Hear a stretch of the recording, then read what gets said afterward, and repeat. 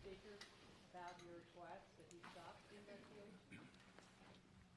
I did have a response to my letter that I sent to the speaker.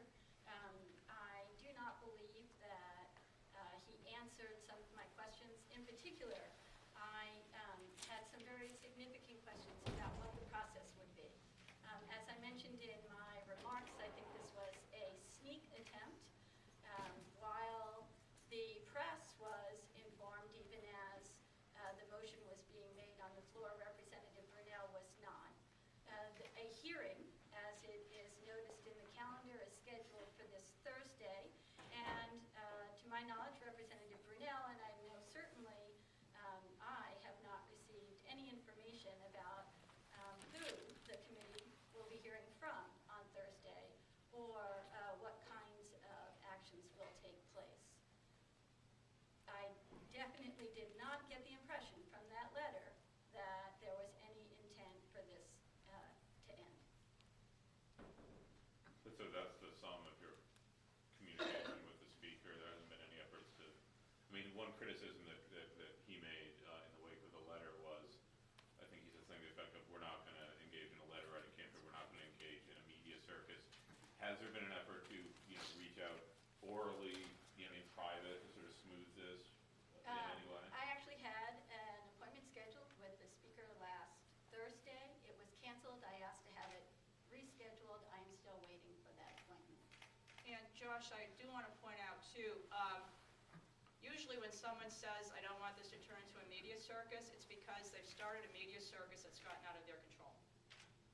Remember, when this motion was being made, there was a previously prepared press release being passed out by the House Republican office.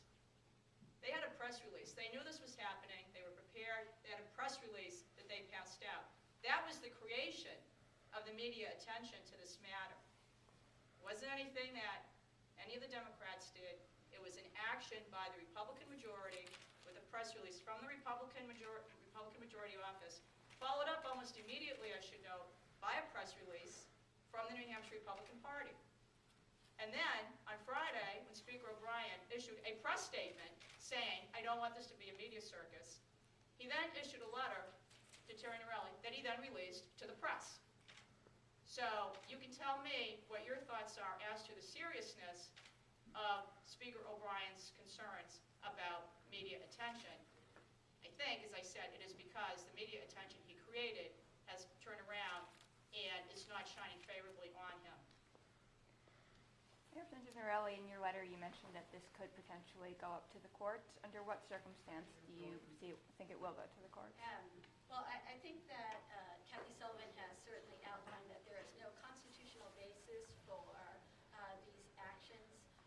Should the House go forward with this and actually remove Representative Brunelle, we will not stand for that. Terry, they did, initially in the press release, they did point to an article of the Constitution where it would seem to give some merit to the argument that there is at least a potential for a conflict. I'll leave that. I would say unless you look at it in the light of when it was drafted in 1792, and I actually defer to a lawyer in the group to address that.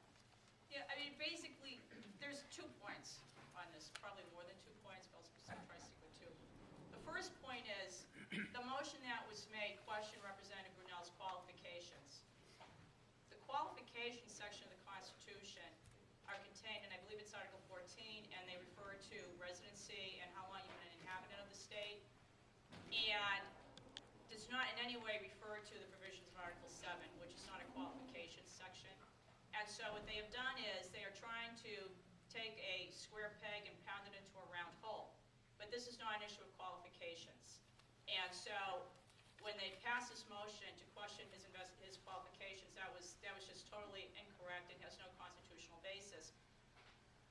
And they, in fact, cleared Representative Brunelle's qualifications to serve in office when he was sworn in. So that even if there was an inkling, or any small scintilla of a basis, which there isn't to what they were saying, they waived that. They knew what his job was. They knew all that when he was sworn in, and they never questioned his qualifications. But more not an issue of qualifications. Secondly, Article 7 refers to a situation that was taking place in 1792. It's not well known, but the General Court originally at that time served as an appellate court. It actually sat as a court. And there were lawyers who were presenting appeals to the legislature, who were members of the legislature. So they were acting both as advocates and they were acting as judges at the same time. And that was something that the people felt was incorrect. And that is why there was this amendment passed at the Constitutional Convention, the Fourth Constitutional Convention in 1792, to prohibit attorneys from acting as both advocates and judges at a time when the legislature was acting as an appellate court. And if you go back and look at the history on this, you will see that actually there was an amendment filed that would have prohibited lawyers from serving at all in the legislature because of the fact the legislature acted as an appellate court. However, that amendment was defeated, and instead, then Speaker Plummer, who was the fellow behind many of the amendments that were passed in 1792, proposed this amendment, which would prohibit prohibit any further actions by lawyers as both advocate and judges in the general court.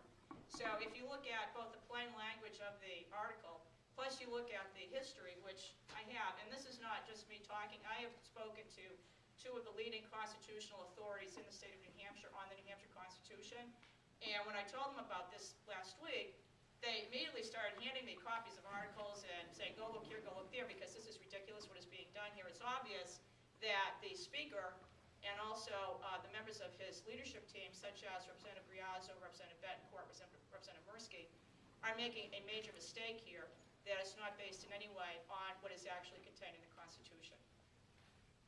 I'll That paraphrase answers your that. question. Actually, obviously what happened in Tucson is still very raw, but it criticized the overturning of the ban for weapons. And the argument can be made now more than ever that lawmakers have the right, should have the right to defend themselves and carry the means to do so. Well, I certainly think that the United States Supreme Court agrees that that there are a few places where reasonable restrictions should be allowed, and among those are in schools and in government buildings. I think it's quite sad and distressing what happened in Tucson. I, for one, am not more or less concerned about my personal safety for that reason. In New Hampshire, we have very liberal gun laws. We also had in place what I think was a very reasonable restriction for the past 40 years of no weapons on the House floor or in the gallery. And I must say that I'm at a loss to appreciate why the first order of business had to be to overturn that 40-year ban. That being said, I think that when it comes to the incident in Tucson, it points out that here in the United States, we have a lack of understanding, I believe, and a lack of available services for those among us who have mental health issues. And particularly at a time when we are looking at deep cuts to budgets, we should be mindful that our mental health system here in New Hampshire is already strained through the lack of funds. And this is something that we should definitely keep in mind. Josh, I've been around the State House 40 years. When I came to this State House in 1972 as a fledgling legislator, Republicans were in control. As I said, Jim O'Neill was our speaker, an avid sportsman. At the end of the session, we gave Jim O'Neill a canoe so that he could go up in the Allagash and do his hunting and fishing. I think that was perfectly appropriate.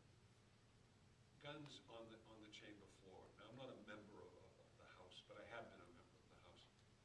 I think it's absolutely ridiculous.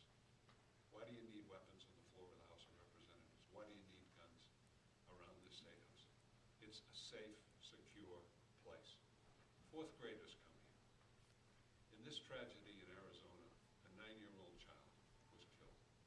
I've got a 10-year-old grandson. I saw him skating yesterday, and I said to myself, if this had ever happened to my grandchild, what would happen to me? You know, would I be so angry? Would I be just so taken that I would seek revenge? And I said to myself, I know better because I believe in the law, and I believe in civility. And I believe that we have to take control of these situations. And we've had many situations like this in our country.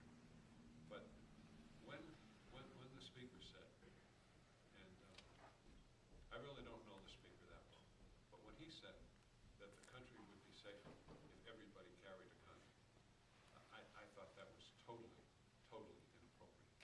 I don't believe that. I don't believe in it. And I think you're safest when you are in an environment where there's civility, where there's the ability for one another to get along. There's not acrimony. You're not yelling and screaming at one another, but you're trying to do good things. That's the best possible environment that we can have. We've had that kind of environment at this State House. That did exist at one time. Now, it's gone downhill, I agree with that. But putting guns in everybody's hands is not the answer. So, Norelli, one thing you mentioned that the speaker should, call a halt to the efforts on the Brunelle front. I mean, what would be your read on his power to do so? I mean, just recommend to the committee that they don't take a positive vote, or, I mean, in your view, would he have the unilateral ability to do something? Well, I believe that there is no constitutional basis for the actions that have been taken, that there is no process set up for what has been taken. There could easily be a motion to reconsider the actions of the House now that everyone has had a full opportunity to consider the motion before them and come up with a different outcome. And I think if the Speaker led that, the House would follow. Senator D'Alessandro, does the Yes. Senate have its own policy on carrying guns on the Senate floor? To the best of my knowledge, I've only been in the Senate for a decade or so. Really tough. We have a no guns policy, to the best of my knowledge. It's never been brought up. It's never been a consideration. And I would hope that it remains that way. I think the Senate President is in charge of the Senate. Senator Larson was the President. We've never had discussion about weapons on the floor. And it's been a fine environment, a safe environment. I'm perfectly happy with it. I have a question for Hal. Oh, I'm sorry, go ahead. I was going to say, I wasn't here in 1792, Cap, even though a lot of people think I was. So I missed out on those constitutional questions. For the House Democrats, if this thing goes ahead and there are votes to remove Mike Brunelle, are you planning any sort of retaliatory action? I'm sure there have got to be opportunities that you might see for similar actions against Republicans in the House. As I mentioned in my remarks, we are the only volunteer legislature in the country. Many of our citizens are surprised when they hear that we receive $200 compensation for our 2 years of service. What that means is that members of the legislature, by and large, have to have paid jobs outside of their responsibilities in the legislature. Anything from being a teacher to a lawyer to a physician, a private investigator, a social worker, you name it, we've got them here in the New Hampshire legislature. In fact, I would say that